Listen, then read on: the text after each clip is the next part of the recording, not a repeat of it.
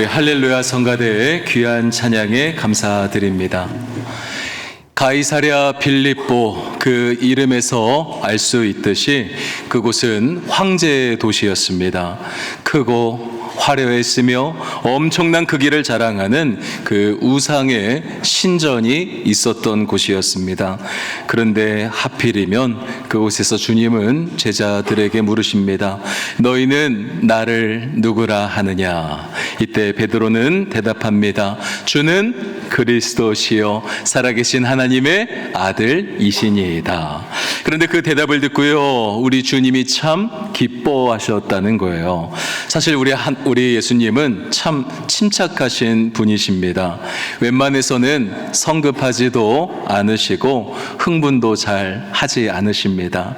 그래서 보세요, 자신을 공경에 빠뜨리려고 하는 이 사람들 앞에서도, 심지어 자신을 잡으러 온 군병들 앞에서도 예수님은 언제나 침착하셨습니다. 그런데 이번에는 달라요.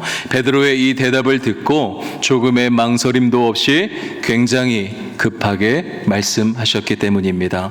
바요나 시모나 내가 복이 있도다. 여러분 17절의 말씀입니다.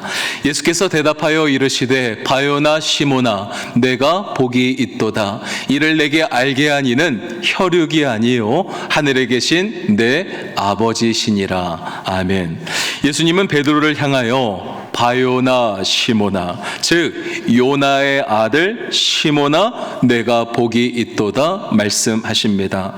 사실 베드로의 아버지 이름은요 요한입니다. 그러나 요한의 아람어식 표현이 바로 요하난 요나인 거예요. 그래서 바요나 시모나 내가 복이 있도다. 예수님은 이렇게 말씀하신 것입니다. 그리고 그것을 알게 한 이는, 즉 내가 누구인지 너에게 알게 한 이는 혈육이 아니요 하늘에 계신 내 아버지시라고 말씀하십니다. 즉 이 말은요, 너의 능력으로 네가 알게 된 것이 아니라는 거예요. 하늘에 계신 성부 하나님의 능력으로 말미암아 나에 대하여 알게 된 것이라 예수님은 말씀하는 것입니다. 그런데 여러분, 저는 오늘 이 말씀을 묵상하면서 한 가지의 질문이 생겼습니다. 예수님은 왜 베드로를 복되다 하셨을까? 도대체 그의 고백이, 여러분 어떠한 고백이길래 예수님이 그토록 좋아하시며 그에게 복이 있다고 여러분 하셨을까요? 여러분, 우리 예수님은요 어느 날 갑자기 이 땅에 오신 분이 아닙니다. 아시죠? 예수님은 하나님이십니다. 하나님이 이 땅을 창조하실 때에도 말씀으로 하나님과 함께 하시던 분이 바로 예수님이셨습니다. 그런데 첫 번째 사람 아담과 하와가 선악과를 따먹음으로 말미암아 우리 인간은요 하나님이 주신 영원한 생명을 여러분 잃어버리게 됩니다. 너희가 먹으면 정녕 죽으리라 하나님이 말씀하셨잖아요.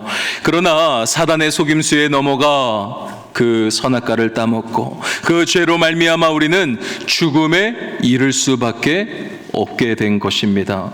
원래는 영원한 생명이 우리에게 있었어요. 그러나 그 열매를 먹으면 정녕 죽으리라 말씀하셨는데 그 명령을 어겼기에 우리는 그 죄로 말미암아 영원한 생명을 어찌 보면 스스로 내버리고 심판받을 수 없는 그러한 존재가 스스로 된 것입니다.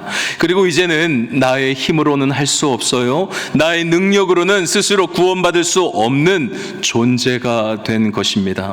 그러나 여러분, 그러한 우리들을 위하여 하나님이신 예수님이 죄 없는 인간의 모습으로 이 땅 가운데 오셨습니다. 그리고 십자가에서 우리를 위하여 죽으심으로 말미암아 저와 여러분 우리가 감당해야 할 모든 진노와 심판을 대신 당하셨습니다.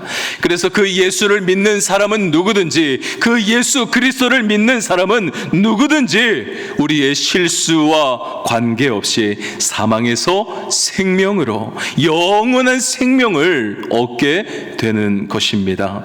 오직 그리스도 예수 밖에는 다른 구원을 받을 만한 이름을 우리에게 주신 적이 없기에 여러분, 그분을 믿는 자에게는 영원한 생명, 그 은혜의 선물을 받을 수 있는 길을 열어 주신 것입니다.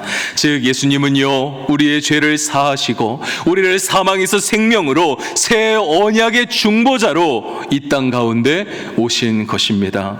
그런데 오늘 가이사랴 빌립보에서 예수님은 물으시죠. 너희는 나를 누구라 하느냐? 예수님이 물어보셨는데 베드로는 어떻게 답합니까? 주는 그리스도시요 살아계신 하나님의 아들이시니이다.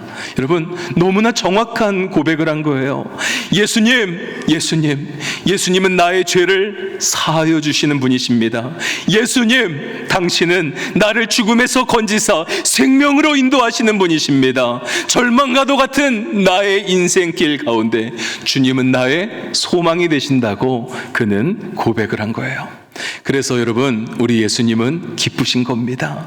왜냐하면 예수 그리스도를 주로 고백하는 자, 여러분, 더 이상 죽음이 그를 지배하지 않아요. 여러분, 생명이 있기 때문입니다. 예수를 그리스도 하나님의 아들로 고백하는 자에게 모든 심판과 또한 모든 저주는 다 끝이 날 것이기에 요한의 아들 시몬아, 내가 복된 사람이라 예수님은 말씀하신 것입니다.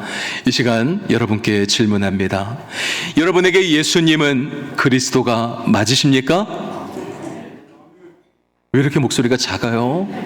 특징인가 봐요. 처음에 하면 무조건 작아요. 하지만 두 번째 하면 크다. 이게 우리의 또 하나의 공식인 것 같습니다. 기대해 봅니다. 이 시간 다시 한번 질문합니다. 여러분에게 예수님은 그리스도가 맞으십니까? 아멘이세요. 세상 사람들은요, 돈 많은 사람을 복 받은 사람이라 이야기합니다. 또한 건강한 사람을 복 받은 사람이라고도 합니다. 그러나 오늘 예수님은 우리에게 이렇게 말씀하시는 거죠. 내가 누구인지 아는 사람이 진짜 복된 사람이라. 할렐루야. 여러분, 이 세상에서 가장 복 있는 사람은요, 예수님이 누구신지 아는 사람임을 믿으시기 바랍니다. 이 시간 우리 한번 따라해 보겠습니다. 예수를 아는 내가, 저처럼 이렇게 가슴을 좀 두들겨 가면서 하세요. 답답하잖아. 다시 한번 해봅니다. 시작. 예수를 아는 내가 가장 축복받은 사람입니다. 가장 축복받은 사람입니다. 아멘, 아멘. 여러분, 진짜예요? 예수님을 아는 사람이 가장 축복받은 사람임을 믿으십니까? 돈이 다가 아니에요? 봐봐, 금세 이렇게 또 목소리가 작아졌잖아요. 여러분, 오늘 성경은요, 예수님은 말씀하시는 거예요. 돈이 다가 아니래요. 여러분, 물질이 다가 아니래요. 건강이 다가 아니래요. 이 세상의 지위와 명예가 다가 아니랍니다. 예수님을 믿는 그 믿음을 가진 자가 복된 사람이라고 우리에게 말씀하십니다. 바라기는 여러분, 주는 그리스도시요 살아계신 하나님의 아들이라는 오늘 이 베드로의 고백이 오늘 우리의 삶 가운데 늘 고백되시기를 바랍니다. 그래서 내가 예수님 때문에 하나님의 자녀 되었음을, 내가 예수님을 알아 사망에서 생명으로 옮겨졌고 저주와 심판에서 천국으로 옮겨지는 믿음의 사람이 된 줄 믿으시기 바랍니다. 그렇게 내가 예수님 때문에 인생이 바뀌어졌고, 말로만이 아니에요. 여러분, 방금 전에 말로만 고백하신 거예요? 아니죠. 말로만이 아닌 진정 내가 복 받은 인생임을 믿음으로 선포하며 나아가는 우리 사랑하는 모든 성도님들 다 되시기를 주님의 이름으로 축원합니다. 이렇게 예수님은요, 이 베드로의 고백을 칭찬하시며 그 고백을 한 베드로에게 복되도다 말씀하셨습니다. 그리고 이어서 한 가지 더 말씀을 하시는데요. 여러분, 이 말씀이요, 굉장히 중요한 말씀입니다. 우리 18절의 말씀 우리 다 함께 한 목소리로 읽어보겠습니다. 시작. 또 내가 내게 이르노니 너는 베드로라. 내가 이 반석 위에 내 교회를 세우리니 음부의 권세가 이기지 못하리라. 아멘. 예수님은 베드로의 이름을 부르시며 너는 베드로라. 그리고 내가 이 반석 위에 내 교회를 세우시겠다고 말씀하십니다. 여러분, 혹시 베드로의 이름의 뜻 무엇인지 아십니까? 군데군데 몇 분이 말씀하시는데요. 우리는 흔히 반석이라고 알고 있습니다. 그래서 오늘 이 말씀을 읽으면서도요, 너는 베드로라. 이건 베드로를 부른 거죠. 그리고 내가 이 반석 위에, 그렇다면 이 반석이 누구예요? 베드로를 진짜 말하는 걸까요? 그래서 베드로 위에 예수님이 교회를 세우시는구나 우리는 생각할 수 있습니다. 그런데 여러분 정신 차리세요. 잘못된 해석입니다. 이 해석은요, 여러분 성당 가면 들을 수 있는 해석인 거예요. 성당에서는 이렇게 이야기하죠. 실제로 이 반석에 대하여 신학자들 사이에서도 다양한 의견들이 있습니다. 특별히 크게는 세 가지로 이야기하는데, 이 천주교 신학자들은 이러한 주장을 합니다. 바로 예수님이 앞서 말씀드린 것처럼 베드로 위에 교회를 세우셨다고 주장하는 것입니다. 그래서 실제로 베드로를 초대교회의 첫 번째 교황이죠. 비숍으로 세우는 거예요. 그리고 이 베드로의 그 특별한 권세가 지금까지도 누구를 통해서요? 교황들을 통해서 내려온다고 보는 것이 천주교 신학자들이 말하는 아주 중요한 견해인 것입니다. 그래서 교황 중심이잖아요. 교황이 왕이잖아요. 여러분. 그래서 이로 말미암아 빚어진 수많은 문제들 때문에, 그래서 여러분 중세 시대 마르틴 루터가요, 1517년이죠. 이 종교 개혁을 하는 거예요. 오직 의인은 믿음으로 말미암아 살리라. 여러분 복음을 회복시키게 된 것입니다. 그런데 이 말씀을요, 헬라어 원어로 보면요, 자, 우리는요 이 베드로와 반석의 의미가 아예 다른 단어의 의미임을 우리는 알 수 있습니다. 자, 보세요. 베드로는 헬라어로 페트로스입니다. 그리고 그 뜻은요, 반석이 아니라 반석의 작은 한 조각, 작은 돌멩이라는 뜻을 가지고 있습니다. 그리고 반석으로 번역된 헬라어 단어는요, 자, 옆에 있는 것처럼 페트라인데요, 그 뜻은 반석, 큰 바위라는 뜻을 가지고 있습니다. 무슨 말이에요? 이 두 단어는요, 서로 다른 의미의 단어입니다. 그리고 우리가 독일어로 남성 명사, 여성 명사, 중성 명사 이렇게 이야기하듯이 여러분의 헬라어도요, 그러한 언어 체계가 있습니다.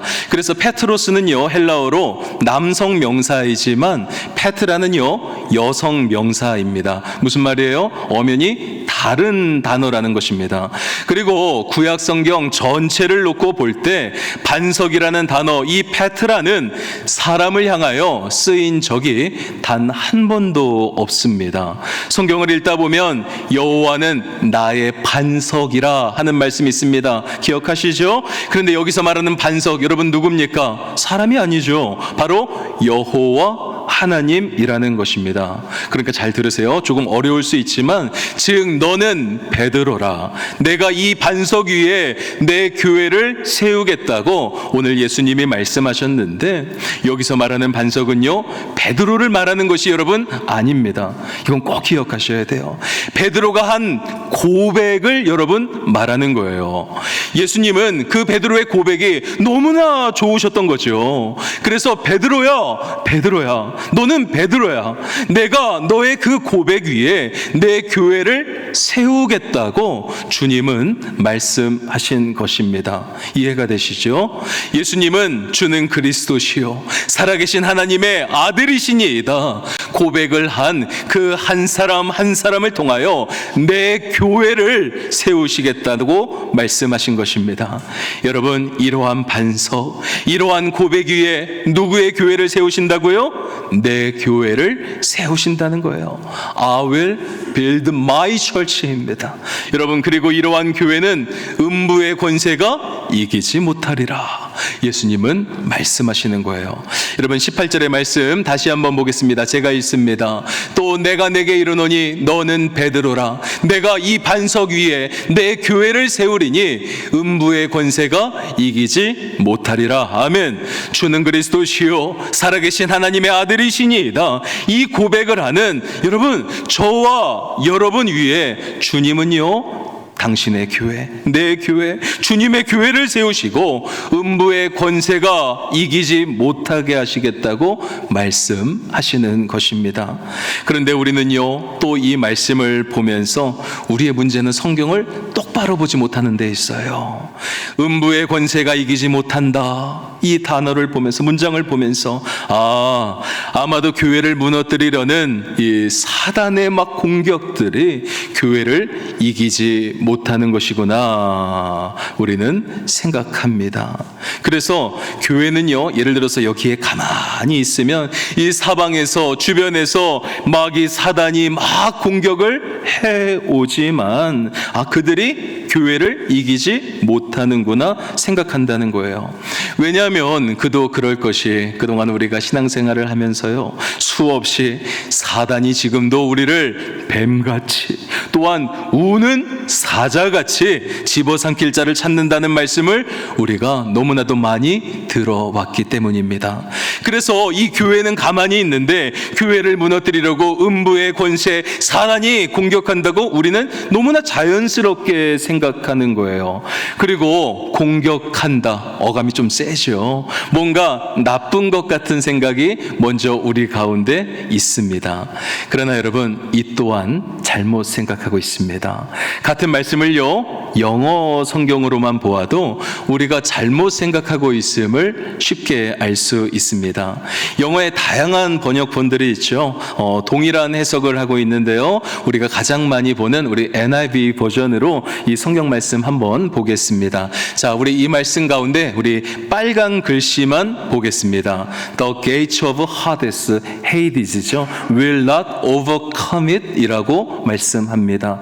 The gates of Hades, 여러분 사단의 대문을 말합니다. 그런데 사단의 이 문이 will not overcome it, 이기지 못할 거라는 거예요. 뭐를요? 이 앞에 나오는 교회를 overcome, 여러분 이길 수 없다는 것입니다. 그러니까 실상 공격하는 자는 여러분 사단이 공격하는 게 아닌 거예요. 교회가 공격을 하는 것입니다. 여러분 좀 어렵습니까? 사단이 예를 들어서 여기에 있으면요, 교회가 공격을 하는 거예요. 사단이 여기 있으면 교회가 공격을 하는 겁니다. 그 교회의 공격을 사단이 이길 수 없다는 것이 오늘 말씀 가운데 예수님이 말씀하고자 하는 그 원래 의도인 것입니다. 여러분 잘 들으십시오. 교회는요, 조금 이상하게 들릴지 모르겠지만 공격하는 곳입니다. 그렇게 싸워서 이기는 곳이 여러분 교회입니다. 성경을 보아도요, 여호수아는요 약속의 땅을 차지하기 위하여 가나안 땅을 싸워 정복했습니다. 맞죠? 싸워서 이기는 거예요. 창세기 22장 17절 말씀을 보면 이러한 말씀도 있습니다. 내가 내게 큰 복을 주고 내 씨가 크게 번성하여 하늘의 별과 같고 바닷가의 모래와 같게 하리니 내 씨가 그 대적의 성문을 차지하리라. 아멘. 여러분, 교회는 공격하는 곳입니다. 교회는 세상에 나가서 이기고 짓밟고 들어오는 곳이라는 거예요. 그런데 우리의 현실은 어떻습니까? 공격이 웬 말입니까? 나가지도 않고요, 이기는 사람도 별로 없어요. 우리가 늘 하는 이야기가 뭡니까? 한 주간 죄에게 져서요, 실컷 얻어맞고 우리는 교회로 터벅터벅 걸어옵니다. 맞죠? 세상 가운데 나가서 죄를 이겨야 되잖아요. 죄와 싸워서 이겨야 되잖아요. 그런데 이기는 사람 별로 없어요. 실컷 얻어맞고 교회로 돌아옵니다. 그래서 우리의 기도를 보면요, 죄송하지만 세상에서 당당히 이겼다는 그러한 기도가 없습니다. 주님, 예수님 붙잡고 이번 한 주도 승리했습니다. 승리하게 하시니 감사합니다 고백하는 자가 별로 없다는 거예요. 우리의 기도를 보면 노상 이거죠. 주님, 이 세상 가운데 넘어지고 쓰러져서 죄송합니다. 오늘도 주님 앞에 무릎으로 나아갑니다. 용서해 주시고 회개하며 나아가오니 주님, 나를 받아주세요. 여러분, 이게 우리의 기도라는 거예요. 여러분, 그래서 우리의 믿음이 항상 그 자리 아닐까요? 나가서 우리가 공격해야 하잖아요. 여러분, 싸워서 이겨야 되잖아요. 그래야 믿음이 승리할 텐데 매번 얻어맞고 들어와서 죄에게 지고 들어와서 주님 잘못했다고 용서 구하고 회개하니 믿음의 성장이 있어요, 없어요? 왜 대답을 못하세요? 여러분, 믿음의 성장이 있어요, 없어요? 없는 거예요. 그래서 제자리인 것입니다. 어디서부터 잘못된 것일까요? 여러분, 이거 문제 있는 것 아닙니까? 예수님의 제자들은요, 세상 가운데 있다가 특별히 전도하고 들어와서 예수님께 이러한 이야기를 했습니다. 여러분, 누가복음 10장 17절의 말씀이에요. 자, 제가 읽겠습니다. 70인이 기뻐하며 돌아와 이르되 주여, 주의 이름이면 귀신들도 우리에게 항복하더이다. 아멘. 여러분, 우리도 이렇게 해야 하는 거예요. 목사님, 제가 믿지 아니하는 사람들 앞에서 예수님을 전했어요.